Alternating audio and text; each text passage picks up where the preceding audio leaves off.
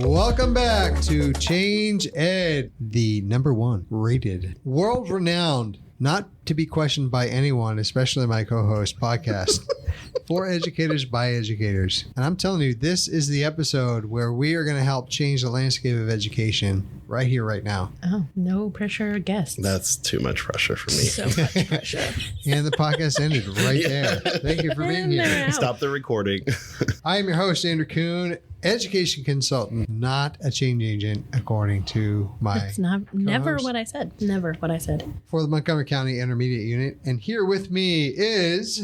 Patrice Semichek, also out of the Montgomery County Intermediate Unit. Wow. And I'm an educational consultant. Now, in other episodes, you've had other titles. You Project consultant. I think that's the official one. and you were a change agent at one point. Well, in time? I tried that, but you like poo-pooed it too much. So now I'm afraid to say it. Well, I didn't know if it was like undercover agency, like you couldn't talk about it. Like we don't talk about Bruno. It's the You don't secret talk society. Yeah. Yeah, you're not invited. That's not surprising.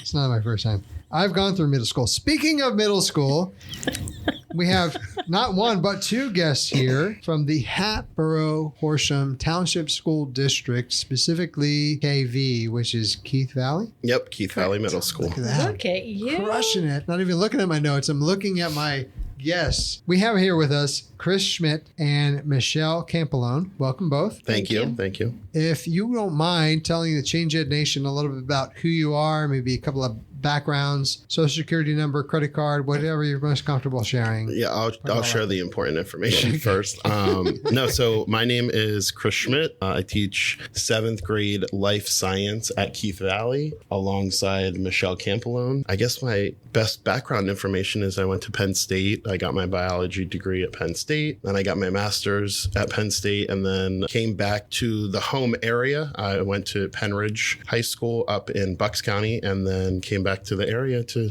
teach science at Keith Valley Middle School. So To drop some knowledge. Yeah. Penn Stater. Yes. Thank you. Thank you for sharing. And I am. She switched it up on us. Now she's the host. Chris, thank you for being here. You have any questions you want to ask him? Not yet. don't. No. That'd be fun. And I am Michelle Campolone and also teach alongside with Chris. I am the science coordinator at Keith Valley for about 5 or 6 years. And this is my 19th year teaching. I am also alumni from Hatboro Horsham. So go Hatters. We are a hat because the borough used to make hats. Hatboro used to make hats.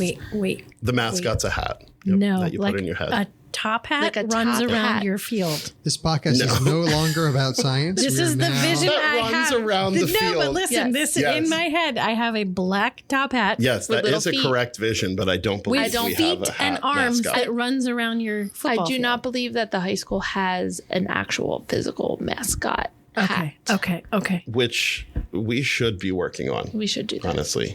I A feel like huge that is hat a running around very the cool field. STEM project for. I your also kids. don't know how intimidating a huge top hat Right. running around a football field Listen, would be. I grew up I was a lion. Watch out for My the high top school hat, you Yeah. guys. Was 100% It'll a cover you up, lion, I so I guess. feel like the lion would be Okay. terrified of a giant top hat with arms. Maybe. I have additional questions. Like, is there a shoe borough in Pennsylvania? Or like a I'm watch sure there is borough? like a. There is a bird in handout in Lancaster. Burn in is a bird. handout. I mean, if we want to Out talk about in town names Lancaster. in Let's not- Pennsylvania. I feel like that's a I very feel like different that's a different podcast. Chris, podcast we're not there yet. episode. Yeah. We're not there yet. Get us back on track, please. Yeah. Science We are off the standards. my Steel. I know firsthand that Hatboro has been doing a lot of work to intentionally align with the new steel standards for shifting pedagogy to align with that. And Michelle, I'm actually going to toss the first question to you. I'm curious, given your history of being in education, where science Wow. was, Did he right? just call that you there were- old? No, I called you wise. Definitely wise. I'm too wise to call you old. I think he said it's a point in history when you got hired. Yeah. Yeah. I just don't Poignant. I don't want you to throw the hat at me, so I I'm won't throw a not hat calling at you you. names. So where I'm going with this question that's taking way too long is I'm curious what changes you see in your experience from where we were educationally and where things are shifting to now and how we instruct students, specifically in science. So when I started is when the first set of standards came about, PA standards. So we didn't. It was a point in history. Yes, Caesar. it was a point in history. I was just going to say a point in science education history. So I guess from my Westchester education, I would say that back then, like, what was that, 2002, 2004? 2004 I started, so it was just starting. But those standards, for me as an older educator, more wiser educator, seasoned, the new way to teach now, it is a complete shift in my brain. I'm so used to explaining, having them do a lab, having them critical thinking skills, where now it is all critical thinking skills. And to hand that over, sometimes I feel like I'm not teaching, even though I am, I'm guiding them with these new phenomena-based learning. I like that you called that out. I feel like that's an important thing for our teachers to hear, especially teachers who aren't like relatively new to teaching or even relatively new to teaching because they were brought up in a system where it was very stand and deliver. We had someone on a recent podcast that reminded us that good teaching is not good telling. And so we have to shift our mindset away from that. So I feel like that's going to be something that is going to be the hardest for people to grapple with in terms of the way they're teaching their classes. So thank you for pointing that out. Now, Chris, in your experience, you have a newer hat that you wear. Oh, that's the theme. Oh, the theme of today. Yeah, Hats. Hats. Why? Every time. I don't know why. You tell me why. Hat, newer hat. Yeah. Curious then to get your perspective with the new SEAL standards. I know you've been fully embraced them and you're putting them into practice in your classroom, but I'm curious, is this perspective and is this information new to you, or were these things that you were learning about in your grad program? Were you learning those better best practices in the classroom, or were they kind of instructing you on Michelle's turn of the century practices? Wow.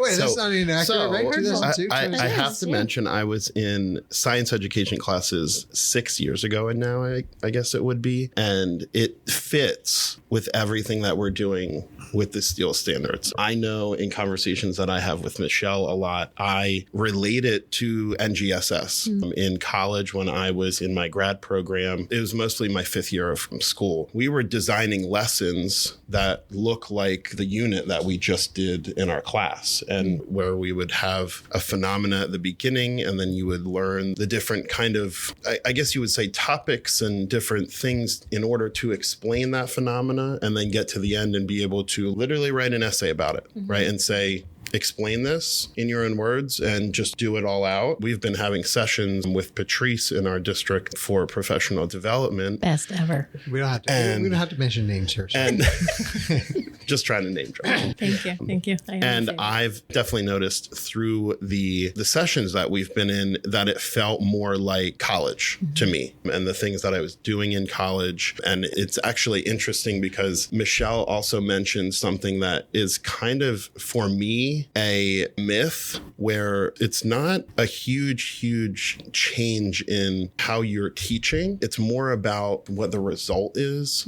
for the kids, like how they are proving that they're learning is so much different, as opposed to proving that you're learning by being able to match a few vocab words on a quiz. It doesn't really prove that you're learning anything. It just proves that you know the definition for a word. But if you know how to explain something that's happening, it proves learning so much more, I guess you would say. So to summarize, yes, the things that I was learning in college are very similar to what we are moving to with the SEAL standards. Can you walk everybody through? I know that we were, I guess it was like 2 or 3 weeks ago we were together, and you've been talking about this unit that you did. Can you walk everybody through what you guys did and how you related it to your content? Actually, today was the last day of our human body systems unit. And what we did is at the beginning, our anchoring phenomena that we posed to the kids was an act on America's Got Talent. There's 2 brothers that balance on each other's heads and climb up a ladder and climb up and down stairs. And our main question was, what's happening in their bodies to allow them to do this. This is quite amazing. And we wanted to go through the unit, and we did different lessons, direct instruction lessons, but then we did certain labs that answered questions about what was going on in someone's body to get them to the end point, which I was reminding my students very often. This is all building up to the end of the unit where you're going to be able to answer that question and say what's happening in these guys' bodies as they are doing their act. We could have picked anything in the world to use as the anchoring phenomena. When we showed the video in the beginning, we had them like observe, explain, get their minds thinking like, okay, this is what the unit's going to be about. And then like Chris said, we went through each unit, and specifically, I know that I specifically was like, all right, how are these working together? Because the essay that they're writing does that. They have to. It's more about how the systems are working together as opposed to just, I don't know, the circulatory system pumps blood around the body, that kind of thing. So, you know what I love about that right now is that, as you guys said it, you said it together in sync. The systems work together. Together. But, and I will say, working with Patrice and looking at all of these we don't steels. Name drop here. Sorry. We do name drop here. More name dropping. Working with Patrice, who's amazing. I'm here too, guys. For me, as the experienced veteran teacher, this was the first unit actually looking at the phenomena, and I do see some things that will do different next year. The kids are struggling because it is a new way for them, especially for science. We did hands-on, but they're not used to writing essays in science. They're used to lab reports, and we also are trying to incorporate, which the STEEL standards so very nicely do for us, list the math ELA standards that tie with our standards. So we can help. You're reinforcing the need, and it also puts me back in check because that's somewhere where maybe I struggled a little bit. That's why I went more into science ed, more of the science math brain than the ELA social studies brain. So I really appreciate you bringing that up. My question for you is, what does it take as an educator to transition to these new standards? Because you already said the students aren't used to learning this way. So I imagine you're going to see resistance from them. What is required of each of you to be able to push through? Because that is a huge initial barrier. I'm curious if there are any trade secrets here that you could share, or just a mindset. I would say for some of the students, it's not an elephant in the room anymore, but we're still in that COVID bubble. These current 7th graders were in 3rd grade when everything shut down. So there is some of that. They want everything to be told to them because of when we were remote. And so they are still struggling a little bit with some of that writing and some of that critical thinking, because they want that easy, let's do a vocabulary test. And even though those are good reinforcement, it's not getting them to think more. I will say some of them are growing in that, and some others don't want to put the time in. Right. Yeah, I think also it just like feels like when we go through the unit, at least for this unit, like I'm speaking from the experience of this unit, it feels more meaningful for them to be doing things in this way, as opposed to just learning words and just learning definitions and just learning like it's even a real world processes. experience. They not that anyone is going to ever probably be balancing somebody else on their head. The walking, the moving, the climbing a ladder is a real world experience that they can connect to. Yeah, and it gives it meaning. And I think also I tell so many people that one of the biggest reasons why I like teaching middle school is because it's like the time where they're like kind of deciding if they like school, what they like about school, if they like anything about school, right? And so if I can give them something where they have to look at it and be like, how is that actually happening? Something that's so intriguing. Some of the phenomena are a little less intriguing than others, but like this one was one that is definitely intriguing for them to think about, and me to say, what is actually allowing this to happen? Right. And down to like very simple things. Like, I mean, some of my kids in their essays were talking about the reason why the circulatory and respiratory system are so important is to keep them alive during the act kind of thing. When in reality, it's a really simple thing, but that's really important in the act, but also just for them, right? Like if their systems are not working well together, they're not going to be living. They're not going to be, they're going to be sick. Problems will arise. And I would say maybe this unit for us to be starting integrating more phenomena in was an easier one because it is more relatable. When we get into genetics, maybe not so much. So to start out it kind of flowed really nice. I agree. So that's a really good point, to pick something that is more relatable to get them into it. And then the scaffolding of the learning doesn't feel so heavy because they're actually interested in it, as opposed to picking something that is a little less tangible, I think. Like alleles and Punnett squares. Well, and it's funny you say that, because I did discovery activity where we give them the anchoring phenomena, and then we ask them to do what we did with Patrice, where it was make observations. We don't name drop, sir. Do this. Oh my gosh, every time. And It's okay. so- They can say my name. It was like that intro lesson, I guess you would. Like the hook kind of. I did that with cells, and I showed them a video of inside of your throat. With the cells, the cilia, and the like that stuff. And then I will admit my mistake. I admitted it to all of them. I was like, guys, we never came back to that. Right. And I think it was more because they weren't quite as motivated about that specific phenomena. So it was harder for me to be what's going on there, and we got to be able to explain that. So, And you're modeling the learning, right? You're not just saying, I've already got it all figured out. It's now your turn in 7th grade. You're showing that this is a lifelong process. And really, that's the goal for each grade. They've accomplished the concepts that you're discussing in 7th grade, and they're ready to move on to 8th grade. Like, that's a thing to celebrate, right? Yeah. And by the time they're done 12th grade, it's like, great, go out into the world. Like, you have enough of ability to think through and synthesize enough information that you don't need us now. You can kind of go on the journey that you want. And one of the great powerful things about the standards, it's not the standards themselves, but it's the thought process that goes into the pedagogy, is that we're not all the same. That we all have different needs, we have different interests. And by creating openness and questions, which you all are doing, and posing this phenomenon without answers, it's like, what are you seeing? And the power that our students bring, and the way their minds do think, and the things that they do see, you're like, wow, I never saw that. I've looked at this 15 times and I didn't see it. I guess my question maybe for you two would be, how do we continue, every unit of phenomena? Like, will it just become more repetitious? Will they be like, oh, here's another phenomena? How do we keep that spark? Or do we pick and choose, kind of like what we did for a unit? I guess that is, since does it this come is down new. to how the word keeps coming in my mind, and I think it's because I'm a Fab Disney Lab? person. No, Magic. magic. So Magic hat. that's how it sounds like. Now I have Weird some and like resources. dorky, but like when my kids ask, why are we doing this phenomenon? Why are we watching this video? Yeah. Because like it's almost magic. You watch these things happen, and this is almost like magic. The guys balancing on each other's head. You're trying to explain the magic trick, basically. The reason that came up in my head is, do we just need to come up and The magic. come up with more magical things? Do we need to be Walt Disney, is what you're saying? Yes. Do So, we need to host I science think- I class in think- Disney World? We'd love to Yes. answer that question, but we're out of time. Thanks so much for coming. No, but I think if you think about transitioning from the old way of doing things Like to a the new traditional. way of doing things, picking and choosing initially is probably going to be your best bet. But there's going to have to be, and as you get kids coming into your class, they're going to have these experiences, so you won't have to do as much of this. But I think the scaffolding of the release of control for them is going to be extremely important. So I think, one, yes, having that really great hook is really important. But two, some of the comfort of the traditional way of teaching might be new unit and then an old unit, a new unit and then an old unit, to kind of ease them into this kind of thing. Because I think some of the things that we have to be very cognizant of is, if they're not comfortable with this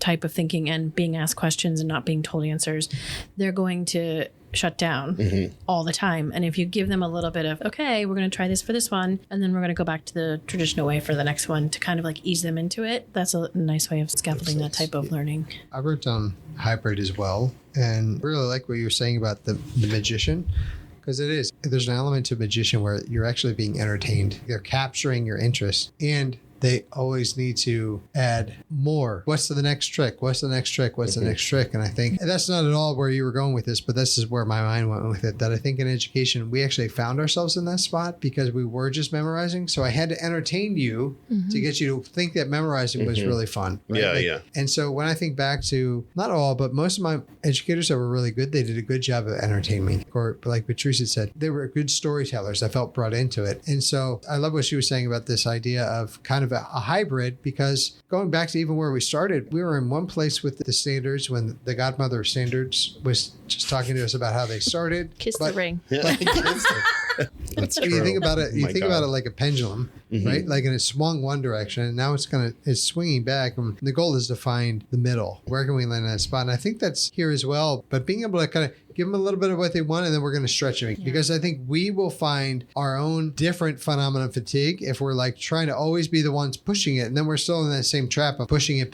Interesting that you say that, because it makes me think of my time in college learning how to teach NGSS. And I can remember my one professor, we were modeling some activity or something or another, and it might have been like about parts of a cell or something, or maybe I think it was actually like parts of cell division, where we were going through and we were learning about what's happening during each phase of cell division. And he said to us, the kids will have to actually explain what's happening without the sciencey words. And then people were like, well, when do they learn the sciencey words? He's like, eventually. I can remember him telling us that despite this looking very different on a big grand scale, there's always going to be those times where you get down to it for 20 minutes during your class and you're instructing your kids and you're saying, okay, this is what this is, this is what this is, this is what this is. And that's a very traditional way of teaching and learning. But it doesn't always have to be like that, right? And so you implement those types of things, because to be honest, there's some kids that really, I mean, I guess you would say enjoy in a weird way there, but like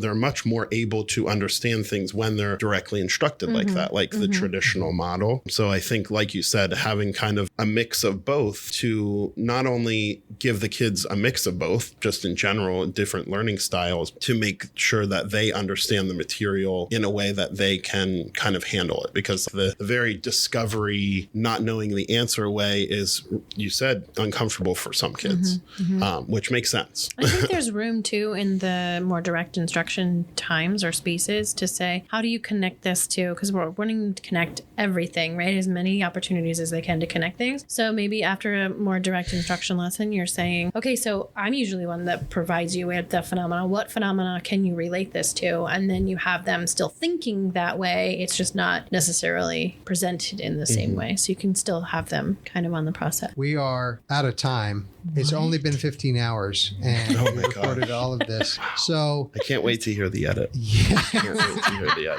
edit. I am going to give you both. I usually save the second to last thought for our guests, but we have two guests. So I'm going to give you the third to last thought, the second to last thought, and then I'll do the final closing thought. But Michelle, use your choice. Would you like to go first? Do you want to pass to Chris and let him have the third final closing thought and you get the second? Use your choice.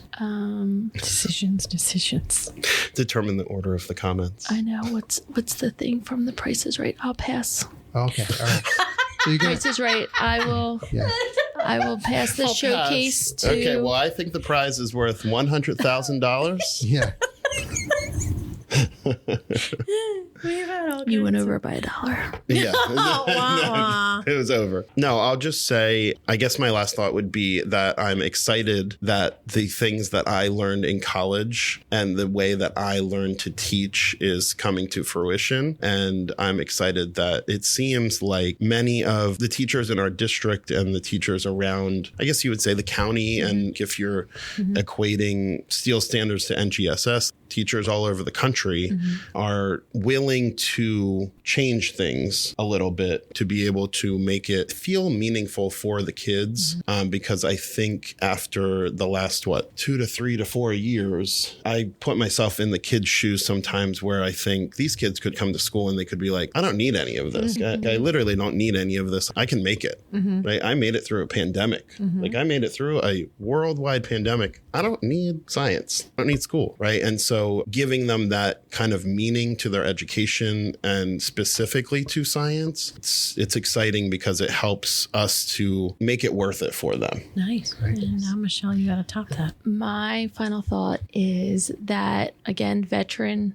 godmother, educator, everyone usually says after so many years, you need to do something different. So I'm doing something different, but still in my content. And so it is my first year again, almost. But it's going to be more in my year 20. So halfway through my career. So it's exciting. It's scary. It's obviously different. And every day I just go out there and put my best foot forward and hope they have fun and learn something every day and remember me when they go off to the real world. And make podcasts. become famous. Super famous scientists. Yes. My teachers So- are Go all on so proud super right famous now. podcasts. It is a big shift, even though some people have been doing it across the country. But for PA, it's a big shift for us. So Well, thank you both for coming on. We really appreciate having you. thank you. We appreciate Great. being here. Yes. Great conversations. This is about changing perspective. Ours, the students, stakeholders, the way that we all think about science and engage with science. So thank you for coming in. Thank you for enlightening us on the names of towns, so many towns here in Pennsylvania. So many towns. You're welcome. All the And towns. we want